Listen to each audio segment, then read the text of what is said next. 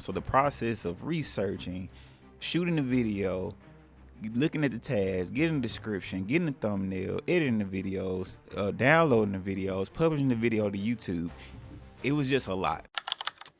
What's going on, everybody? This is Truths with Trey, where we love real talk, and today we are talking about content creating and why I quit YouTube, why people are quitting YouTube, and all the minutia that goes into being a content creator. I started my channel, my original channel, a few years ago, right?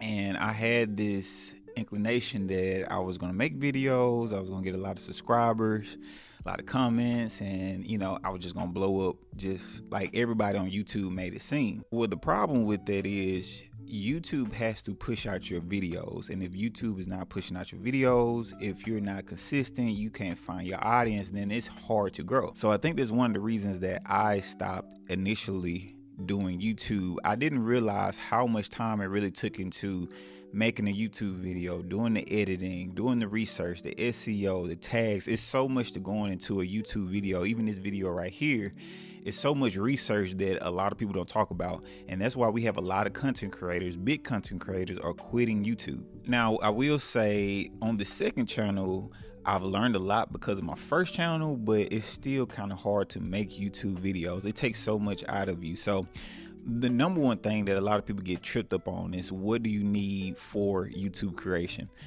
I thought I needed an expensive camera. I thought I needed expensive lighting. I need this, that, and the third. But in reality, I didn't need those things. And even when I got those things, it still didn't really help my YouTube channel. What helped my YouTube channel was posting consistently, posting good content and engaging content. But there was one small problem. TikTok came along. And what I mean by that, so TikTok started giving people shorts. And if you're familiar with shorts, it's addictive.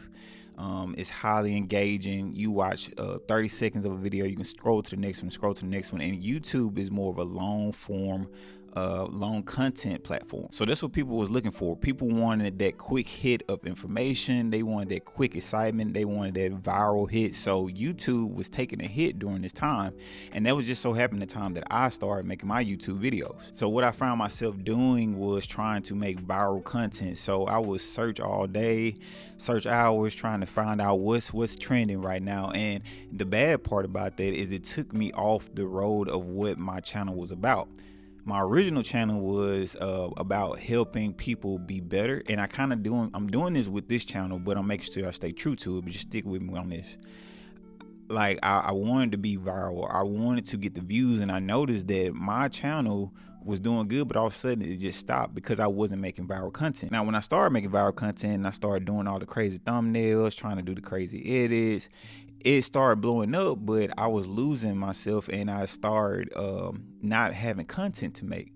It was hard trying to make videos because it wasn't something that I was really interested in, and it wasn't going with the original plan of my YouTube channel. So you're probably going through the same thing. You're trying to figure out why your YouTube videos are not hitting, why you're not getting that many views, why you're not getting subscribers, and it's because the YouTube algorithm is now more focused on viral stuff. And once again, it goes back to what I was saying. A lot of big YouTubers are quitting because the original format of their videos is not going to hit the same, because YouTube now has YouTube Shorts.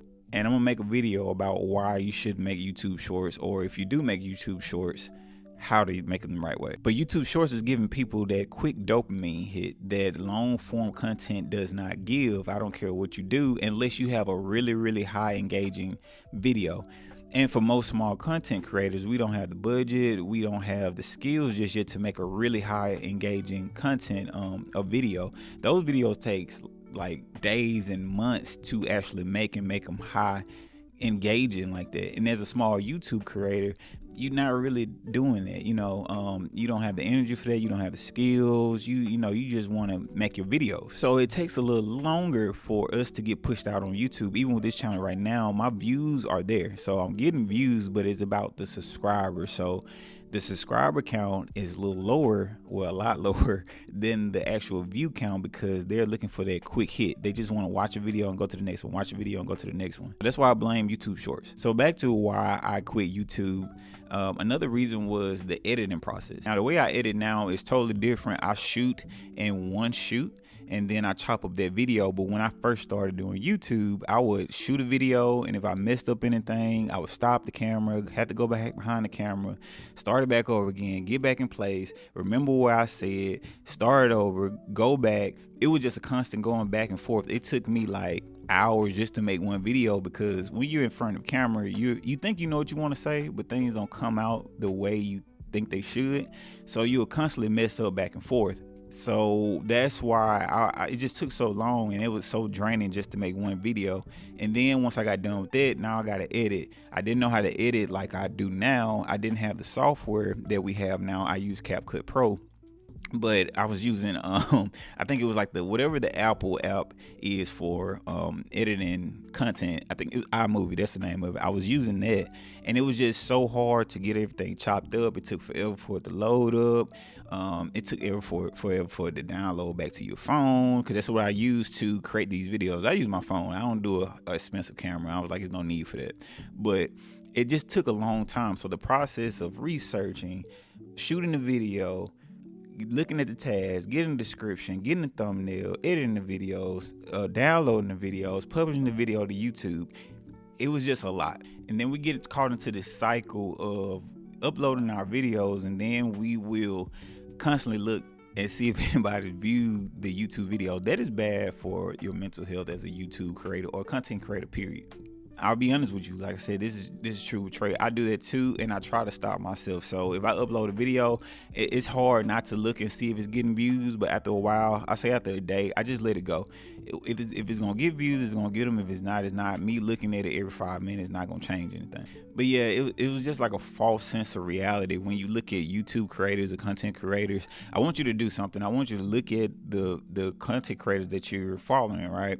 And even though you see their views, you see they got 1,000 views, 1 million views for a video. Look how many subscribers they have, and then go to their page and go to the oldest video. If you go to their oldest video, you would notice that their views are not where they are now. And they probably been doing it for years. So that video has been sitting on their channel for years. Even if you got 50 people a month to look at a video, over years, that's going to add up. So it's going to seem like their video hit, like they got a whole bunch of views on their video, but that's not the case. It just been sitting there so long.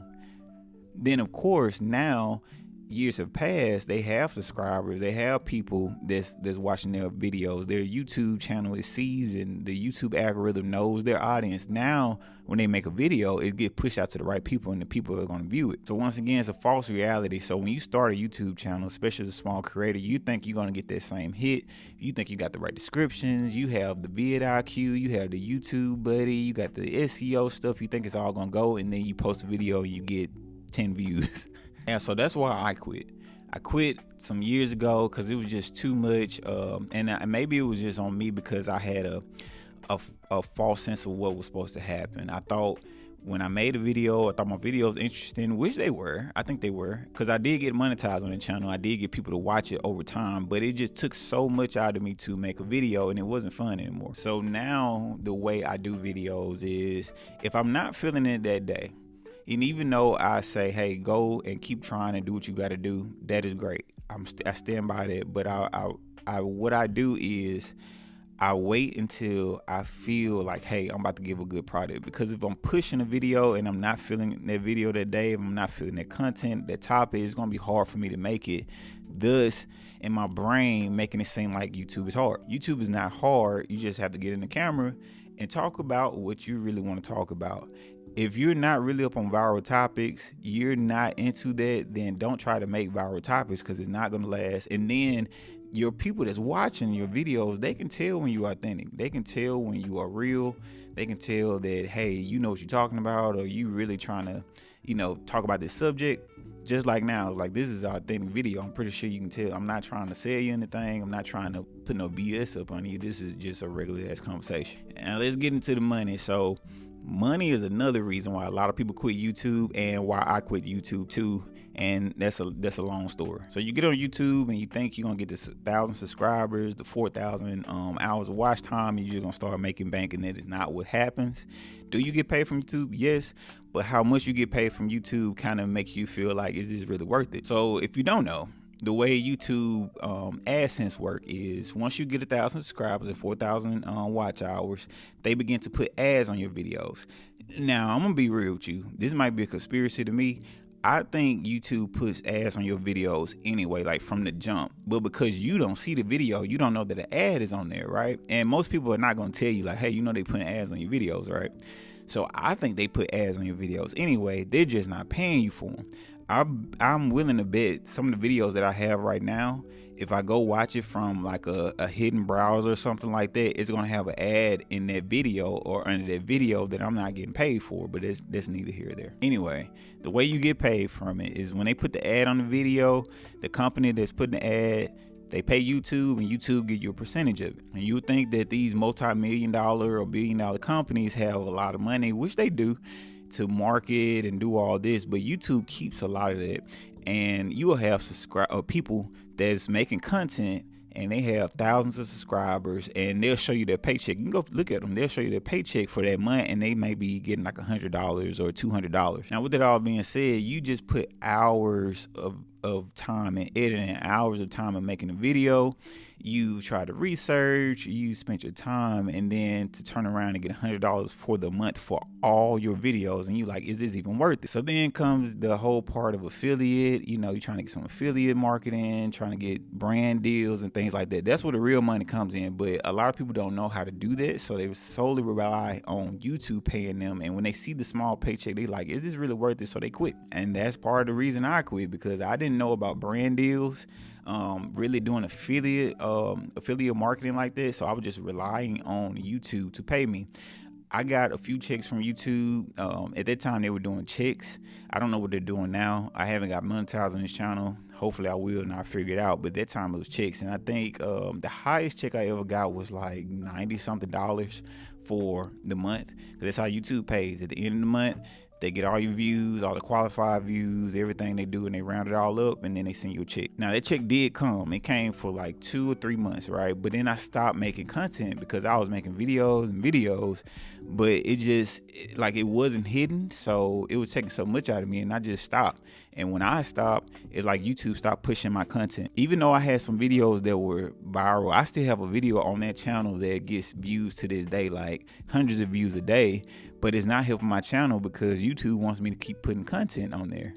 So they stopped sending checks for that channel, and it was like, well, if you're not gonna put out any content, you're not keeping people on there. Even though this video is good and it's at the For You page or whatever they call it, you know, we're not gonna pay you. So imagine working hours and hours and hours at a job, you putting in all this hard work, all this editing and all that, and at the end they tell you like, we think it's kind of qualified for maybe $100. That's why a lot of people quit, and that's why I quit. The good thing about this though, you can quit and you can come back.